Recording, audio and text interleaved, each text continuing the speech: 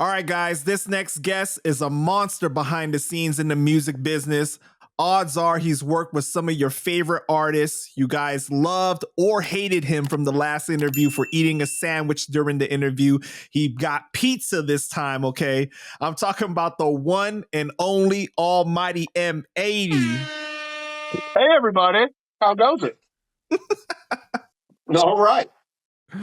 Yo, I accidentally pushed the wrong button. Sorry. Here's the claps. There you go. Huh. That was a warning sign. You know what I mean? The horns had to go off to let the people know you about to go off. So what's good with you, M80? Hey, I'm here. I really appreciated our last interview, the part one, and I'm sorry I had to cut it short, though it did feel like the longest interview I've ever done in my life. No way. But I'm here because I know there was still questions to be asked and answered, and probably more in light of, all the feedback from all your posts. Right. All right. Well, I want to ask you something that is like relevant to current situations because I think people will find your brutal honesty and perspective very entertaining. Okay. One of the biggest news recently is Diddy's trial. He was found not guilty of the more serious charges like the RICO and trafficking. What are your thoughts about that situation? I mean, everyone thought it was very interesting that it was like a one-man RICO case. RICO, by its nature, is like a group of conspirators. So charging one person, and that already lets you know it's weak in nature. A lot of people ask me what I thought about all the different charges and claims and so on and so forth. I've never personally met P. Diddy. I've been in the same room with him a couple times. We've never met. I was like in the friends and family section at the Bad Boy Family Reunion in Brooklyn, but still like didn't meet the guy kind of shit. Never been to P. Diddy's house, never been to a P. Diddy party. But, we're not going to take away from the fact he's one of the greatest record executives of all time.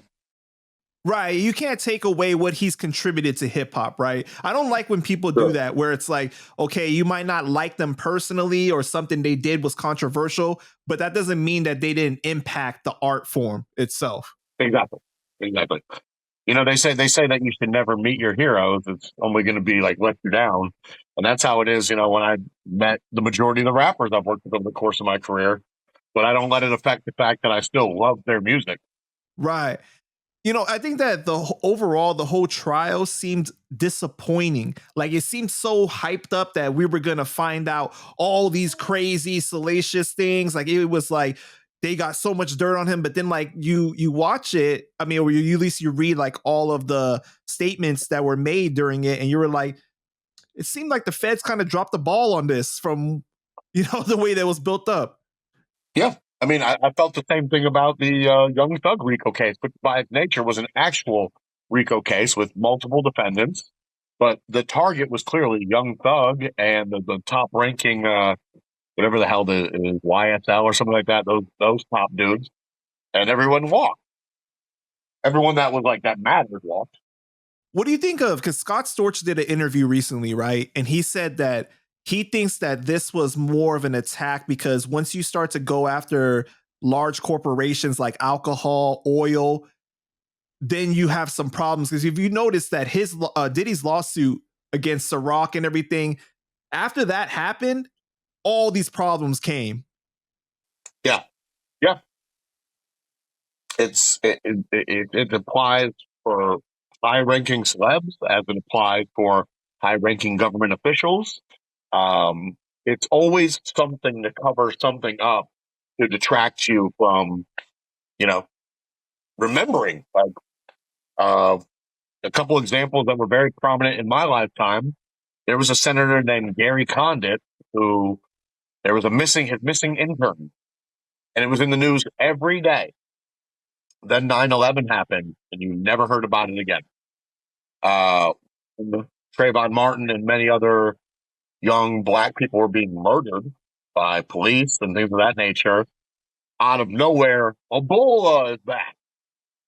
And then we stopped talking about like Black Lives Matter and all these like, salacious killings of innocent black men and women. once P. Diddy settled that lawsuit with Kathy, that was immediate. It was in like 24 hours. That literally just opened the door for all these people to be like, okay, he doesn't want the smoke. Let's fucking everyone attack at once. Right. And you forgot about all the things that he was presently doing in his lifetime, for better or worse.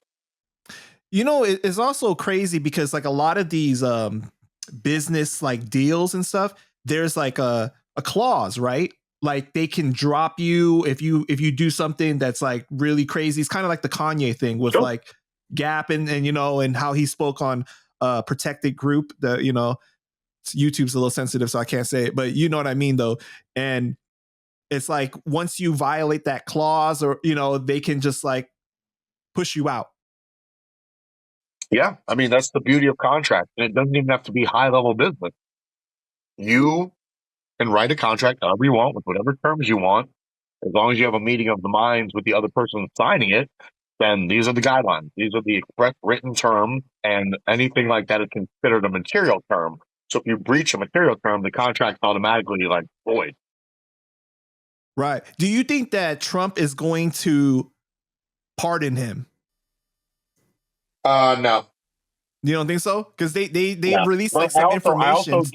I also don't know what kind of time he's going to face.